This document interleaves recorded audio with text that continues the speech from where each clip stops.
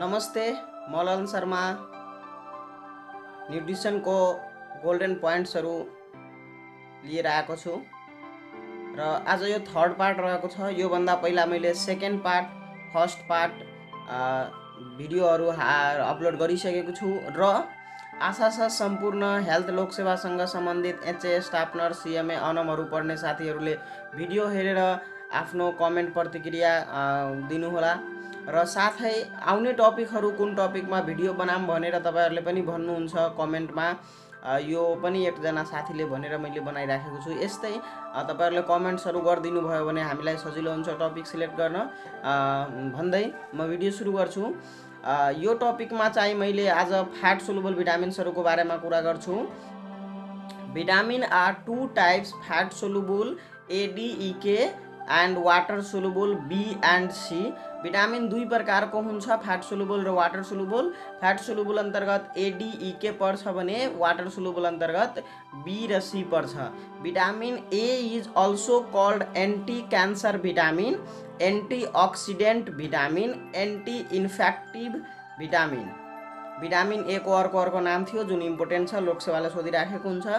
Retinol is pre formed vitamin A. Retinol चाहिँ vitamin A को pre formed रूप हो भने beta carotene is pro formed vitamin A. Beta carotene चाहिँ pro formed vitamin A को pro formed हो।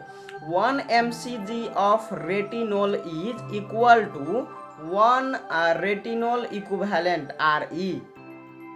1 retinol equivalent अर्थात 1 mcg retinol is equal to 3.333 IU international unit of vitamin. हामीले vitamin एमा इंटरनेशनल यूनिट भनिराखेको हुन्छौँ। 1 lakh international unit, 2 lakh international unit. तो त्यो 1 mg अर्थात 1 रेटिनोल इक्विभ्यालेन्ट बराबर 3.333 इंटरनेशनल यूनिट भिटामिन ए हुन्छ। त्यस्तै 1 mcg of beta carotene is equal to 0.167 mcg of retinol. 1 mcg beta carotene बराबर 0.67 mcg 0.167 mcg रेटिनोल इक्विभ्यालेन्ट हुन्छ। In animal food contain pre formed vitamin retinol. Animal फूडबाट आउने भिटामिन्सहरू pre formed हुन्छ, retinol हुन्छ भने in plant contain pro formed vitamin A beta carotene. Plant सोर्सबाट आउने जुन रेटिनोल भिटामिन ए हुन्छ त्यो चाहिँ प्रो फर्म्ड हुन्छ, जसलाई बीटा कैरोटीन भन्छौँ। Richest source of vitamin A is halibut liver oil. Vitamin A को रिचेस्ट सोर्स चाहिँ हलिबट लिभर आयल हुन्छ। र एउटा यहाँ याद गर्नु होला, यदि पोलार बियर लिभर आयल दियो भने रिचेस्ट सोर्स चाहिँ पोलार बियर लिभर आयल हुन्छ, तर त्यो खासै दिँदैन, त्यही भएर हलिबट लिभर आयल याद गर्नु होला। Richest plant source of vitamin A is carrot. Plant सोर्सहरू मध्ये सबैभन्दा रिचेस्ट सोर्स भनेको क्यारोट हो। The cheapest source of vitamin A is green leafy vegetable spinach. त्यस्तै यो चिपेस्ट सोर्स चाहिँ याद गर्नु होला। चिपेस्ट सोर्स भनेको स्पाइनेक हो, green leafy vegetable. Daily requirements of vitamin A in adult is 600 mcg। त्यस्तै daily requirements of vitamin A in infant 350 mcg। त्यस्तै daily requirements of vitamin A is in pregnancy is 800 mcg। त्यस्तै daily requirements of vitamin A in lactation in 950 mcg। त्यस्तै daily requirements of vitamin A is in adolescent is 600 mcg। Night blindness is first symptoms of vitamin A deficiency. Vitamin A deficiency को first symptoms भनेको night blindness हो। त्यस्तै conjunctival xerosis is the first clinical sign of vitamin A deficiency. Vitamin A deficiency को first sign सोधियो भने conjunctival xerosis हुन्छ। त्यस्तै Bitot's spot is definite sign of vitamin A deficiency.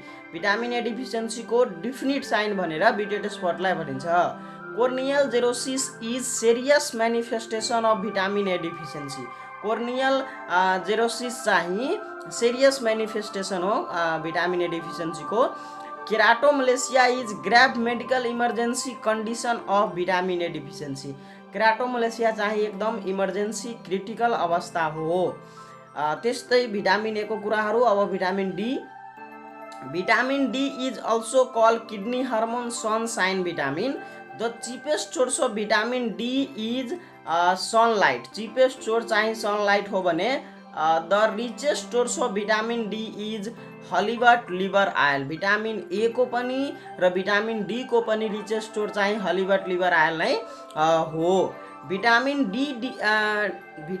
D deficiency in child cause rickets common in 6 months to 2 years। Vitamin D deficiency को कारणले rickets हुन्छ बच्चाहरूमा भने, जुन चाहिँ 6 महिनादेखि लिएर 2 वर्षको बच्चामा कमन हुन्छ। त्यस्तै vitamin D deficiency in adult cause osteomalacia common in female during pregnancy and ल्याक्टेसन।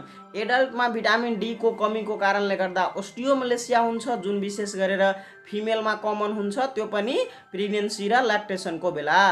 The daily requirements of vitamin D is 10 mcg वा 400 इन्टरनेसनल युनिट। त्यस्तै vitamin E is also called tocopherol beauty vitamin, anti ageing vitamin, anti sterility vitamin.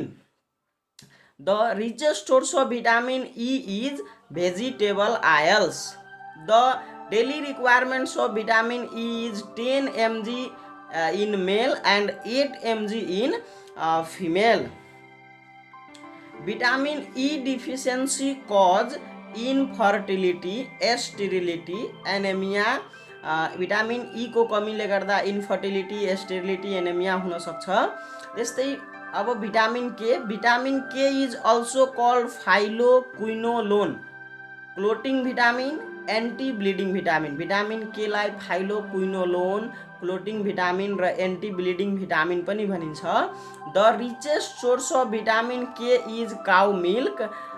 Cow milk चाहिँ यसको richest source छ। The richest plant source of vitamin K is fresh dark green leafy vegetable. Fresh र एकदम dark कलरको, जुन हरियो कलरको हुन्छ, ग्रीन लिफी भेजिटेबलमा हुन्छ। Vitamin K deficiency cause increase blood clotting time, haemorrhage in newborn. यसको डिफिसियन्सी भयो भने ब्लड क्लोटिङ टाइम बढ्नुको साथसाथै बच्चाहरूमा हेमोरेज पनि हुन सक्छ। आजको भिडियो फ्याट सोलुबल भिटामिन्सहरूको 4वटा भिटामिन्सको इम्पोर्टेन्ट कुराहरूमा थियो र यो पार्ट 3 छ। फर्स्ट पार्टमा मैले न्युट्रिसन र प्रोटिनको कुरा गरेको थिएँ।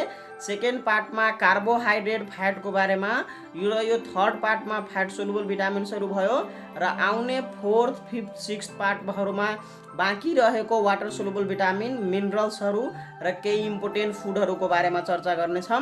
हस्त धन्यवाद। यति भन्दै आजको भिडियो समाप्त गर्छु। धन्यवाद।